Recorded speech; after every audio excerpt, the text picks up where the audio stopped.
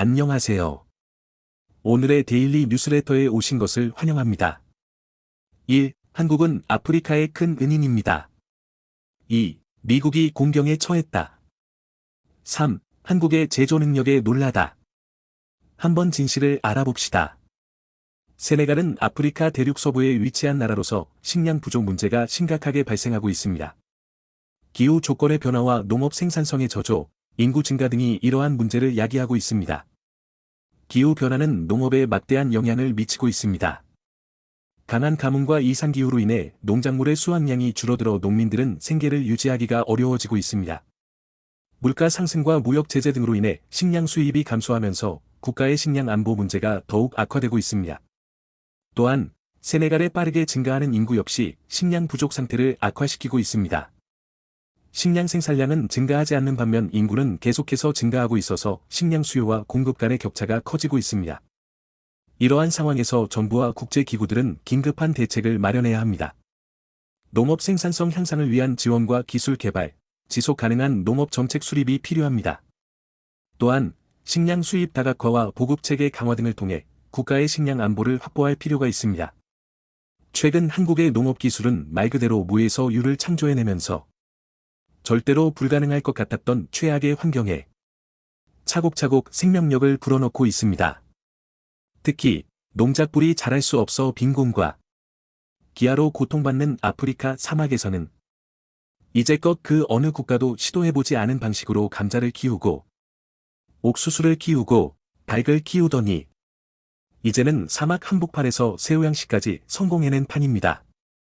불가능을 가능케 하는 한국의 농업 기술이 괜히 신이라고 불리는 것이 아니죠. 그런데 아프리카에서도 쌀을 가장 많이 먹는다는 세네갈에서는 한국의 쌀 재배 기술 덕분에 이제는 더 이상 수입에 의존하지 않도록 자급률을 높여주었는데 최근 세네갈 정부가 한국산 전투기를 구매하겠다고 나섰습니다. 전 세계 소위 선진국이라 불리는 나라들은 글로벌 사회를 이끄는 주체로서 공적 개발원조를 통해 가난하고 어려움에 처한 국가들을 돕고 있습니다. 다른 나라의 빈곤은 비단 그 나라의 빈곤만은 아니라는 철학으로 전 세계 빈곤 퇴치를 위해 천문학적인 돈을 아끼지 않습니다. 한국 역시도 다른 나라의 도움이 필요했던 전 세계에서 가장 가난한 국가였습니다. 이 나라가 나라구시를 하려면 최소 100년은 걸릴 것이다. 이는 6월 25일 전쟁이 휴전으로 끝난 후 연합군 총사령관이던 메가더 장군이 호언장담했던 말입니다. 최소로 100년 혹은 그 이상이 걸려도 재건은 불가능하다는 속마음을 이렇게 표현했던 것이죠. 이를 뒤집으면 다시는 일어날 가망이 없는 절망적인 나라라는 의미일 겁니다. 이승만 전 대통령은 아이젠하워 미국 대통령에게 제발 원조를 부탁한다는 편지를 썼고 실제로 한국은 미국의 원조를 받았습니다. 옥수수 가루, 다 철없빠진 군북, 남들이 입다 버린 속옷, 분유, 군인들이 먹다 남은 잉여농산물과 같은 구호불자로 간신히 목숨을 연명하면서 1950년대를 버텨냈습니다. 그리고 한국의 산업화가 시작된 1969년에는 무려 800억 원의 원조를 한꺼번에 받았는데 이는 우리나라 전체 예산의 14 수준입니다. 그런데 지난 2009년 한국은 전 세계 어떤 국가도 해내지 못한 일을 세계 최초로 이뤄냈습니다. 가난한 나라에 원조를 제공하는 나라들은 하나같이 OECD의 개발원조위원회 DAC에 가입합니다. 이들을 다른 국가의 원조를 제공하는 원조 공여국 클럽이라고 부르는데 한국이 DAC의 24번째 공식 회원국이 됐습니다. 기타 23개 국가는 모두 영원히 원조를 받기만 하거나 애당초 남의 원조를 받지 않고 퍼주기만 하는 나라들입니다. 그런데 한국은 한때 원조를 받던 수혜국에서 원조를 제공하는 공여국으로 전환한 전 세계 유일무이한 국가가 됐죠. 전 세계 많은 국가들은 빈곤과 기아로 고통받는 아프리카의 빈곤 퇴치에 큰 노력을 쏟아붓습니다. 한국 역시도 아시아 지역에서 벗어나 아프리카까지 도움의 손길을 뻗었는데요. 2005년 650억에서 2016년 5,500억 원으로 10년 만에 10배 가까이 지원 규모를 늘린 한국은 다른 국가들과 지원 방식을 전혀 달리했습니다. 다른 나라들은 보통 개발원조라는 이름으로 돈과 인력을 쏟아부어왔습니다만 눈에 띄는 성과가 보이지 않습니다. 돈에만 집중했기 때문이죠. 2009년 세계에서 가장 영향력 있는 인물로 선정된 잠비아 출신의 담비사 모요는 이제까지 해온 선진국들의 원조는 죽은 원조라고 부릅니다. 단순히 돈을 투입하기만 하면 원조라고 생각하지만 그 돈의 대부분은 부패한 권력자의 금고로 직행합니다. 그 돈으로 다시 권력을 장악하고 또 다시 원조금을 가로채는 등 약순환의 연속일 수밖에 없었죠. 사자성어 중 교자채신 수자탐신이라는 말이 있습니다. 물고기를 주기보다는 물고기 잡는 방법을 가르쳐주라는 의미인데 한국이 아프리카에 공유하는 방식이 꼭 이를 닮았습니다. 그리고 이러한 성과가 가장 잘 드러나는 곳이 바로 세네갈이라는 국가입니다.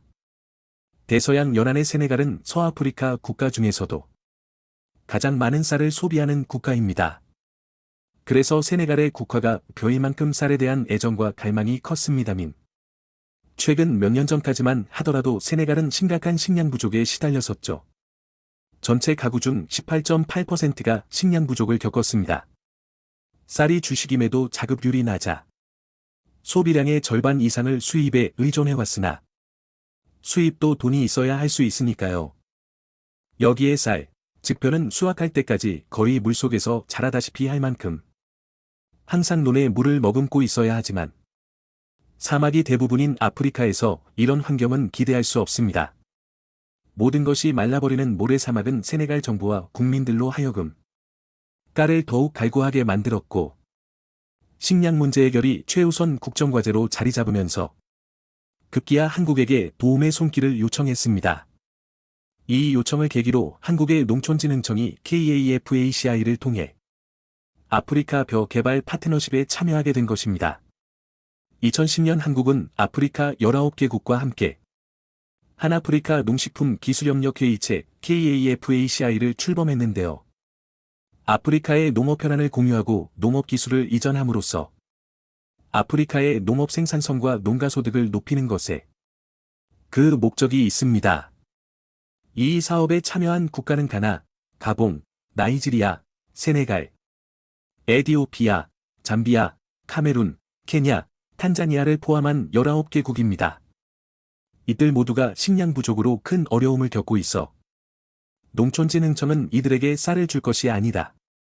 현지에 적합한 쌀을 직접 재배해 자급률을 높이는 것에 방점을 찍는 아프리카 벼 개발 파트너십 사업을 2016년부터 10년간 시행해 아프리카에 적합한 벼 품종을 개발하는 프로젝트를 시작했죠. 가장 먼저 성과를 낸 국가가 세네갈인데요. 세네갈 정부의 요청에 따라 적합한 품종 개발에 돌입한 농진청은 결국 2017년 세네갈 기후와 토양에 적합한 이슬이라는 쌀 품종을 개발해냈습니다. 이슬이 품종은 한국의 식량 문제를 단기간에 해결해 주었던 허문회 박사가 개발한 통일벼를 활용해 개발한 선품종입니다. 1960년대 가난한 한국을 먹여 살리기 위해 필리핀 소재 국제미자경구소 1위에 근무하던 허문회 박사는 IR667분이라는 품종을 개발해 1972년부터 국내에서 통일벼라는 이름으로 보급됐습니다. 1977년 마침내 쌀자급자족을 이루게 한 신화적인 품종이죠. 그러나 생산성은 좋지만 밥맛이 조금 부족한 관계로 1992년 이후로 자취를 감췄지만 아프리카에서는 한국과 같은 절차를 밟고 있습니다. 일단 수확량이 좋은 통일벼 계통의 밀양 23호와 태백을 현지 토착종과 교배시켜 1년에 이 성기작을 가능하게 했고 수확량은 1헥타르당 약 10톤에 이릅니다.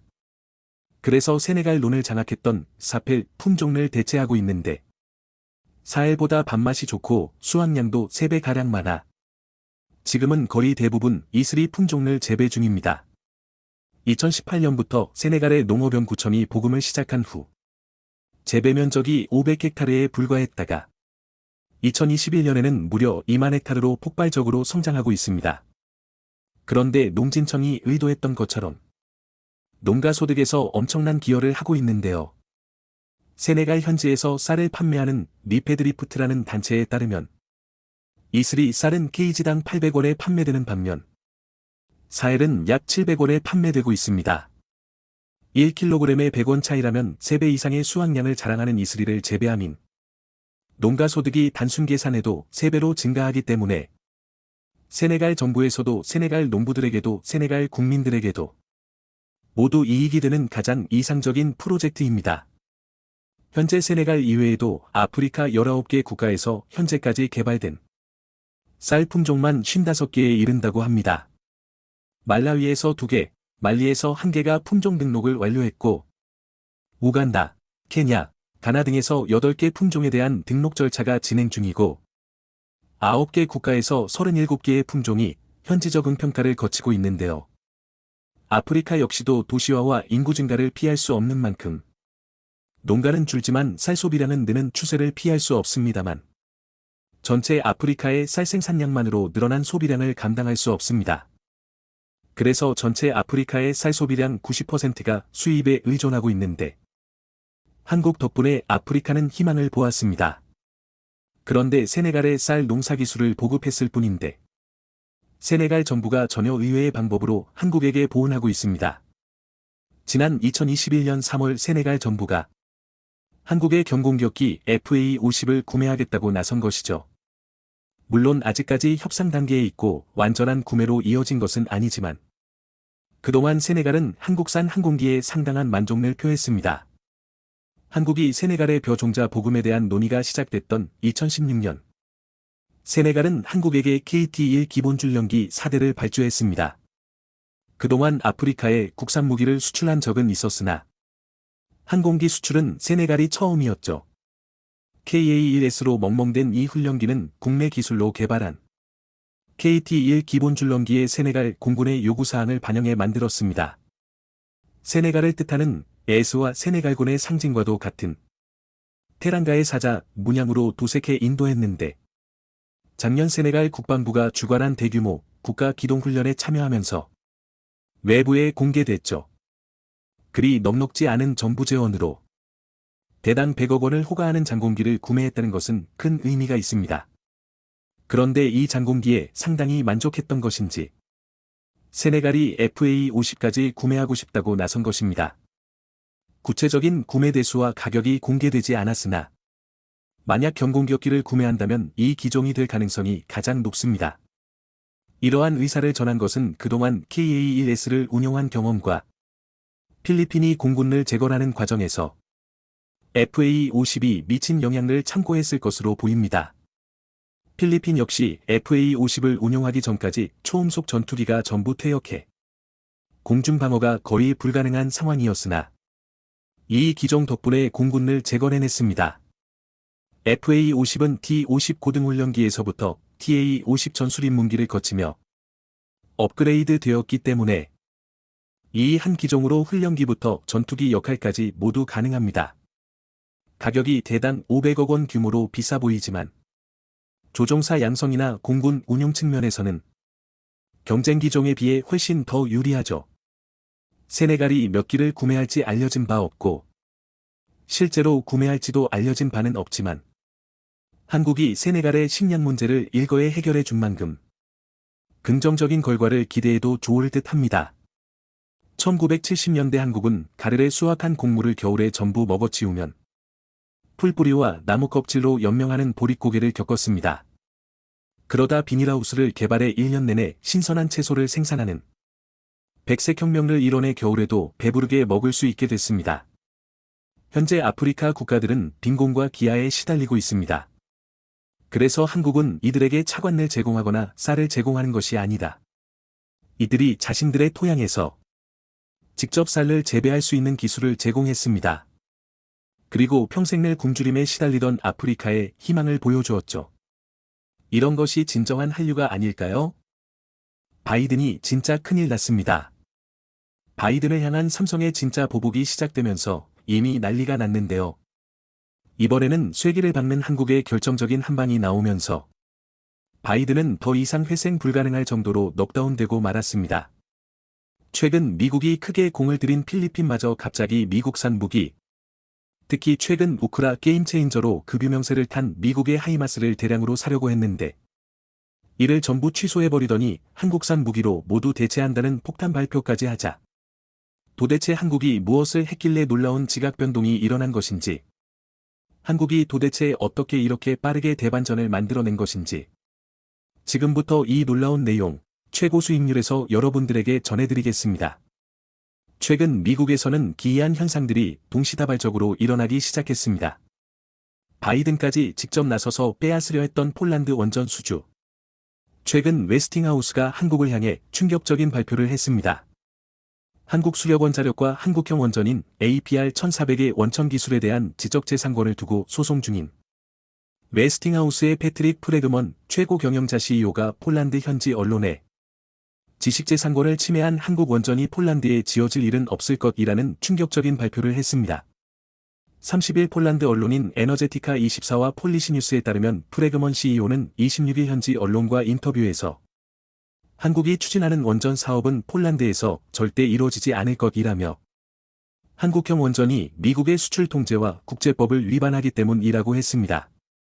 이어 폴란드 같은 법치국가에서 지식재산권을 침해하는 기술 채택을 검토하는 건 상상할 수 없다라고 했습니다. 자, 그런데 놀라운 일이 벌어졌습니다. 폴란드 전력공사는 미국의 이러한 압박에도 불구하고 한국과 퐁트누프 지역의 원전 사기를 짓기 위한 40조 원 규모의 계약을 체결했습니다. 그러면서 오히려 한국의 높은 지분 투자를 참여해달라고까지 요청했는데요. 보리치에의 동브로프스키 폴란드 전력공사 PGE 사장은 기자 간담회에서 한수원은 투자 경험이 많고 한정된 예산으로 프로젝트를 수행하는 능력도 뛰어난 기업이라며 한수원이 합작법인의 지분 중 49% 정도를 투자해주길 바라고 있다고 밝히며 미국에 너무나도 큰 충격을 주었습니다. 미국의 말을 따라 한국과 계약을 하지 않을 것이라 예상됐던 폴란드 전력공사 사장의 파격적인 발표에 바이든은 어찌할 줄을 몰라 하고 있습니다. 동브로프스키 폴란드 전력공사 PGE 사장은 한수원과의 합작법인은 퐁트누프 원전에 대한 타당성 조사, 현장 조사, 환경 조사 등을 함께 수행하게 될 것이라며 이 법인을 세우려면 지분 투자율, 멤버 구성, 원전 설계 조달 시공 EPC 계약일 등 세 가지를 논의해야 하는데 이를 이번 방한 기간에 정하게 될 것이라고 전했습니다. 또한 러시아 우크라이나 전쟁으로 값싼 에너지원을 확보해야 한다는 주민들의 인식이 폴란드 안에서 강해지고 있다며 2035년에는 첫 번째 원전을 시운전하겠다는 의지가 강하며 이 프로젝트를 최대한 빨리 시작할 수 있도록 할 것이고 이를 가능하게 만들 유일한 곳이 바로 한국이라며 미국은 언급조차 하지 않았습니다. 이뿐만이 아닙니다. 미국 뉴스 진행자가 그룹 방탄소년단 BTS의 미국 백악관을 방문한 것을 두고 미국의 위상을 떨어뜨린다며 조롱해 논란이 됐던 일 기억하실 겁니다. 미국 매체 롤링스톤 등은 미국 폭스뉴스 진행자인 터커 칼슨이 BTS가 최근 백악관을 찾아 반아시안 증오범죄 대응 방안을 논의한 것과 관련해 조롱성 발언을 해 논란이 됐다고 보도했습니다. 터커 칼슨은 이날 진행한 폭스뉴스 투나잇쇼에서 조 바이든 미국 대통령의 상황이 안팎으로 매우 나빠졌다. 그들은 무얼 하고 있나라며 오늘 백악관에 한국 팝 그룹을 초대했다라며 칼슨은 RME 백악관 브리핑룸에서 오늘 반아시아 혐오 범죄, 아시아인의 포용, 다양성의 중요한 문제를 논의하게 되어 매우 영광이라고 말한 것을 두고 그래서 우리는 미국의 반아시아 혐오 범죄에 대해 토론할 한국 팝 그룹을 모셨네. 잘했어 이들아라고 조롱했습니다. 이어 BTS 초청을 두고 미국의 위상을 떨어뜨릴 것이고 실제로 그렇게 되고 있다라는 충격적인 발언을 했습니다. 칼슨은 이후 트위터를 통해 해당 방송 영상을 공유하며 백악관의 상황이 너무 나빠서 언론조차도 더 이상 이를 무시할 수 없다라고 말하기도 했습니다. BTS들 이렇게 조롱한 미국 폭스뉴스 아나운서의 운명은 어떻게 됐을까요? 네, 여러분의 예상이 맞았습니다. 이 아나운서 때문에 폭스뉴스는 1조 원이라는 천문학적인 금액의 벌금을 맞게 됐고 결국 이 아나운서는 폭스뉴스에서 퇴출됐습니다. 한국의 BTS들 잘못 건드렸다가 무릎을 꿇은 곳은 미국의 폭스뉴스뿐만이 아닙니다. 호주 한 방송사가 그룹 방탄소년단을 비하하는 발언으로 팬들의 문매를 맞았습니다. 지난 19일 현지 시간 방송된 호주 채널 9 프로그램 2021-22는 세계적인 인기인 방탄소년단을 다루면서 인종차별적인 뉘앙스를 풍기며 조롱했습니다. 여자 진행자가 당신이 들어보지 못한 위대한 밴드를 소개한다며 방탄소년단을 한국의 원디렉션으로 언급하자 남자 진행자는 들어본 적 없다라고 말했습니다. 또 이날 방송에서는 현지 코미디언 등 다수 출연진이 나와 비꼬는 말투로 방탄소년단을 언급했습니다.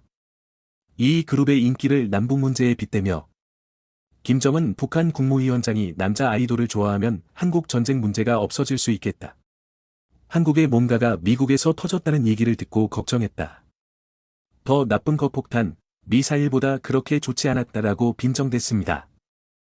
방탄소년단이 빌보드 200분 1위에 오른 것을 두고는 한국인 중 최초로 미국에서 1위를 한 그룹이라면서도 인상적인 것은 그중 멤버 한 명만이 영어를 할 수 있다는 것이라고 했습니다. 이어 춤도 굉장하다. 노래는 패스할 수 있다며 한 멤버가 노래하다 실수하는 영상을 보여줬습니다. 아울러 방탄소년단의 유엔 연설과 관련해서도 그 내용이 아마 헤어스프레이에 대한 것이었을 걸이라고 비아냥댔습니다. 심지어 한 출연자는 방탄소년단 팬들은 하드코어라면서 한 번은 이 멤버 중 게이가 있냐고 물어봤는데 나를 엄청 공격했다. 그냥 수학일 뿐인데 라고 발언했습니다. 그러자 결국 방탄소년단의 팬클럽, 아미가 대대적인 집단 행동에 나섰고 결국 문제의 호주 프로그램 채널 구은 영어와 한글로 사과의 글을 올렸습니다. 무례나 불쾌하게 생각하셨다면 진심으로 사과드립니다 라고 말이죠. 자, 그런데 이건 아무것도 아니었습니다. 바이든은 한국산 무기를 꾸준히 대규모로 사던 필리핀에 한국산 무기 대신 미국산 무기를 사라고 한 사실이 드러나 큰 충격을 주고 있습니다.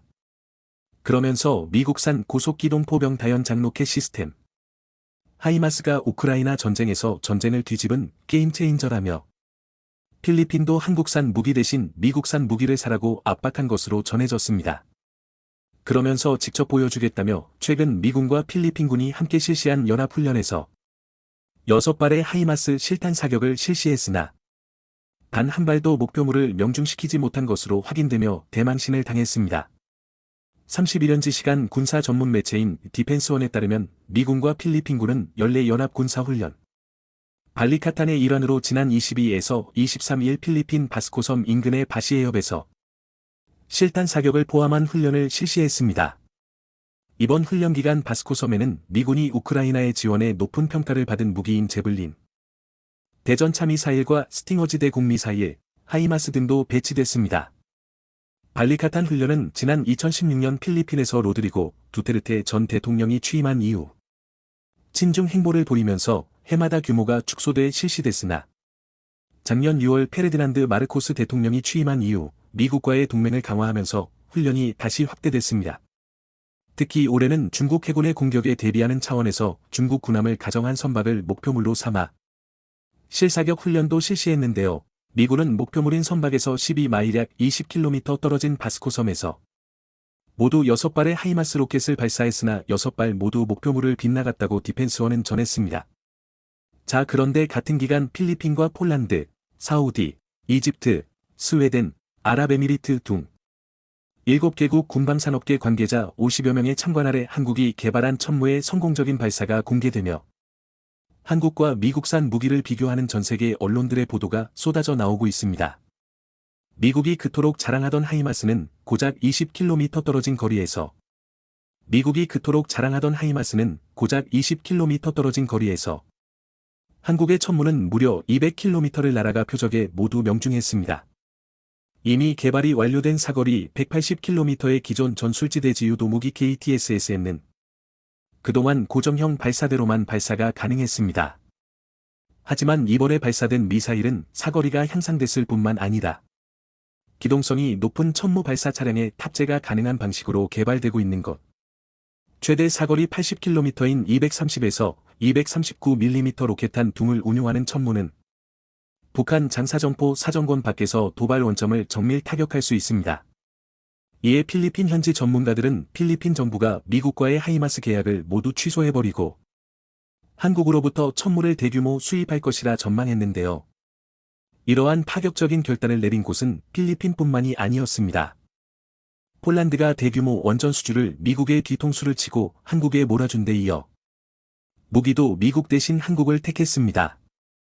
마리우시 부아슈차크 폴란드 부총리 겸 국방부 장관은 27일 현지 매체 폴스카 타임즈와의 인터뷰에서 K-239 천무 다연장 로켓의 잠재적 도입 및 공동 개발에 관해 한국 파트너와 논의하고 있다며 미국의 하이마스 대신 한국의 천무를 선택했다는 파격적인 발표를 했습니다. 우크라이나군이 바흐무트로 전진했다. 우린 주요 고지 일부를 점령했다. 한나 말리아르 우크라이나 국방부 차관. 우리는 이 반격 작전이 성공할 것이라고 믿는다. 미 제이크 설리번 백막관 국가안보보좌관. 우크라이나군이 4일 도네츠크 지역을 52차례 집중 포격했다고 러시아 매체 타스가 보도했습니다. 보도에 따르면 우크라이나군은 하루 만에 52차례 포격을 통해 330개의 각종 탄약을 퍼부었고 이로 인해 러시아가 점령한 도네츠크 내 5개 정착지가 포격을 받았다고 러시아 당국이 주장했습니다. 로이터 통신 등 외신에 따르면 우크라이나군은 노보도네츠크에서 최대 대여섯 킬로미터까지 진격했으며 정착지를 장막하기 위해 치열한 전투가 벌어지고 있다고 5일 보도했습니다. 말 그대로 지금 양측의 엄청난 화력전이 펼쳐지고 있습니다. 지난해 말 뉴욕타임스는 양측이 이자 세계대전 이후 볼 수 없었던 속도로 무기와 탄약을 북사르고 있다며 탄약을 얼마나 쏟아부을 수 있느냐가 우크라이나 항전에 있어서 결정적인 요인이 되고 있다고 분석했습니다. 우크라이나는 이번 대반격을 위해 미국으로부터 4천억 규모의 탄막과 무기를 지원받아 엄청난 화력전을 쏟아부으며 총력전을 예고했습니다.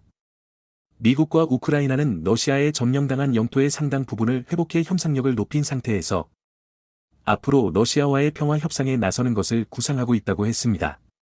그런데 이렇게 미국과 서방이 우크라이나의 대반격에 엄청난 무기와 탄약을 지원하자 지금 한국이 가장 큰 주목을 받고 있습니다. 서방의 국가들은 지금 앞다투어 한국의 국방장관이나 방산 관계자를 만나기 위해 동분서주하고 있습니다. 전쟁이 격렬해지고 장기화되면서 전쟁에서 승리하려면 가장 절실한 것이 탄막미라고 말하고 있는데 지금 우크라이나는 물론 각국의 부족한 탄약을 빠른 시일 내에 채워줄 수 있는 나라는 한국밖에 없기 때문입니다. 이번에 미국이 지원한 사전억 원어치의 무기와 탄약에는 분명 한국산이 있다고 의심을 받고 있는데 일각에서는 적어도 미국이 한국산 탄약으로 재워놓고 자국산 탄약을 대거 보냈을 겁니라고 분석하고 있습니다. 지난해 전쟁 발발 이래 미국은 우크라이나에 200만 발 이상의 포탄을 지원해왔고 이유는 단약 22만 발을 제공했다고 밝혔습니다. 이는 미국의 한 달 생산량인 1만 5천 발로 감당하기에는 턱없이 부족하고 서방은 포탄 재고를 보충하기 위해서는 한국에서 탄약을 사오는 방법밖에 없다고 했습니다. 이미 미국은 지난해 11월 한국 정부로부터 155mm 포탄 10만 발을 구매했고 올 2월에도 10만 발 추가 수출을 요청했습니다. 그리고 지난 3월 미국은 한국과 155mm 50만 발을 대여하는 계약을 체결했습니다. 또한 우크라이나의 탄약을 지원하는 EU 국가들이 탄약 공장 생산량을 늘리고 있지만 소요 시간이 상당해 EU는 한국이 빠른 시간 만에 군사 지원을 제공해줄 것을 기대하고 있다고 했습니다. 이와 관련 라몬 파제코 파르도 브리셀 자유대 안보외교전략센터장은 EU와 미국 전역의 재고가 부족하기 때문에 재고를 보충할 뿐만 아니라 우크라이나에 직접 공급할 수 있는 탄약을 한국에서 찾고 있는 것이라며 한국은 단기간에 탄약을 제공할 능력도 갖췄다고 말했습니다. 한국군의 기갑 전력과 포병 전력은 유럽의 나토 회원국 전체 물량보다 많고 자주포만 따진다면 미국보다도 한국이 많이 가지고 있습니다. 이 때문에 한국은 가장 큰 탄약 비축 물량을 보유하고 있고 비교할 수 없는 엄청난 탄약 생산 능력을 가진 국가로 알려져 있습니다. 언론에 공개된 주정지로 따지면 한국이 보유한 105mm 포탄은 막 340만 발, 155mm 포탄도 300만 발에 근접하는 것으로 알려져 있습니다. 유럽이 1년 동안 생산할 수 있는 탄약 생산량이 30만 발에 불과한데 한국의 보유량은 엄청난 수준입니다. 이렇게 막대한 물량의 포탄을 가지고 있지만 전면 전시 한국군의 전시 포탄 재고량은 일주일 분량에 불과합니다. 포탄도 유효기간이 있어서 미리 만들어 놓으면 정확성이 떨어지기에 미정도를 보유하고 있는 것인데 한국은 보유량 못지않게 세계 최고의 생산 능력까지 가지고 있습니다. 나토 회원국은 재래식 무기 생산 시설이 거의 없고 미국도 첨단 무기 생산 시설에 집중하면서 재래식 무기를 등한시에 155mm 포탄 생산량이 한 달에 1만 발밖에 되지 못한다고 했습니다. 하지만 현재 한국의 풍산의 설비에서 생산할 수 있는 탄막량이 월 20만 발 정도로 보고 있는데 155mm 포탄은 한화에서도 만들기 때문에 한 달 생산량은 엄청날 것이라고 했습니다. 일각에서는 고려화공까지 추가하면 월 30만 발까지도 가능할 것이라고 말했습니다. 또한 풍산에서 만드는 소총과 기관총 탄약을 포함해 각종 포탄을 총합하면 연간 1억 발의 탄약을 생산하고 있다고 했습니다. 이번 대반격에서 한국의 탄약이 가장 큰 역할을 할 것이라는 말도 놀고 있습니다. 이번 우크라이나 반격의 선봉장이 된다는 47독립 기계화 여단은 러시아 전자 T-71을 격파할 수 있는 브래들리 장갑차로 무장하고 훈련받았다고 했습니다. 경량 탱크급 전투 역량을 가진 브래들리 장갑차는 토-TOW 대전차 미사일이 장착된 탱크 킬러로 알려져 있는데 이번에 미국은 브래들리 장갑차를 지원해 러시아 탱크 부대에 천적을 보냈다고 했습니다. 25mm 기관포와 토-TOW 대전차 미사일로 무장한 브래들리는 전차를 파괴한 실전 기목을 가진 유일한 전투 차량인데 미국이 결국 이 같은 지원을 할 수 있는 이유 중 하나로 한국의 탄약으로 비축량을 채웠기 때문이라고 했습니다. 얼마 전 우크라이나의 한 지휘관은 뉴욕타임스에 너시마의 T-90 탱크를 불능화했지만 삼부에서 포탄을 아끼라고 해서 파괴할 수 없었다고 말했습니다. 지금 포탄이 부족해서 러시아의 탱크를 잡고도 파괴할 수도 없는 상황이 되고 있다는 것입니다. 특히 러시아 전자를 파괴하는 휴대용 미사일로 유명한 제블린도 부족한데 제블린을 생산하는 미국의 대표적인 방위산업체인 레이시엄과 로키드 마틴 측은 갑자기 양산 보호할 수 있는 마법은 없으며 망사는 2026년이 돼야 가능하다고 말했습니다. 미국은 자국의 기업들이 긴급 지원이 안 된다고 하자 한국에게 눈을 돌렸습니다. 월스트리트 저널은 한국의 무기 지원이 빠르게 죽고 있는 미군 포탄 재고를 더 건드리지 않고도 미국이 우크라이나에 무기를 공급할 수 있게 해줄 것이라고 했는데 이번 브래들리 장갑차를 비롯한 대규모 화력 지원이 바로 한국의 존재 없이는 할 수 없었을 것으로 보았습니다. 군사 전문가들은 한국은 우크라이나의 살상무기 지원 금지 정책과 충돌한다면 미국과 나토 회원국 무기 재고를 재워주는 밥식으로 한국이 기여할 수 있다고 말해왔습니다.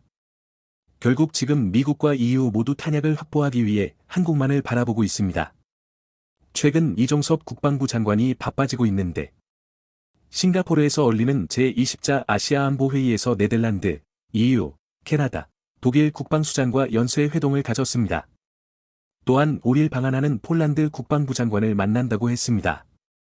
유럽의회는 지난 1일 탄약 생산량을 늘리기 위해 방산업계에 유럽연합 EU 기금을 지원하는 것을 골자로 한 탄약 생산 지원법 ASAP를 통과시켰습니다. EU 집행위원회가 발의한 이 법안은 EU가 우크라이나에 12개월에 걸쳐 탄약 100만 발을 지원하기로 한 약속을 신속하게 이행하기 위한 노력의 하나로 추진됐다고 했습니다. 법안 명칭 약자를 가능한 한 빨리 as possible를 뜻하는 영어 줄임말과 동일하게 지은 것도 하루라도 빨리 탄약을 생산해 확보해야 한다는 엄언을 담아낸 것입니다. 지난달 우크라이나전에 미국 표준 구경인 155mm 포탄 가격이 1만 말에 5억 유로까지 상승하자 유럽연합은 코로나 백신과 유사한 공동구매를 제한하기도 했습니다. 이렇게 미국과 유럽에서 한국에게 탄약을 달라는 요구를 하고 있는 가운데 한국은 K2전자나 K9자주포와 같은 무기뿐만 아니라 탄약 수출에서도 큰 실적을 거울 것으로 보이고 있습니다. 국내에서 생산해 수출하는 것 말고도 재빨리 한국의 탄약 공장을 짓겠다는 나라들을 이제는 유럽 전체에서 주목하고 있습니다.